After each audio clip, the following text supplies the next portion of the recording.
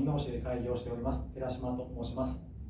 今回の講演ではここに載っていますように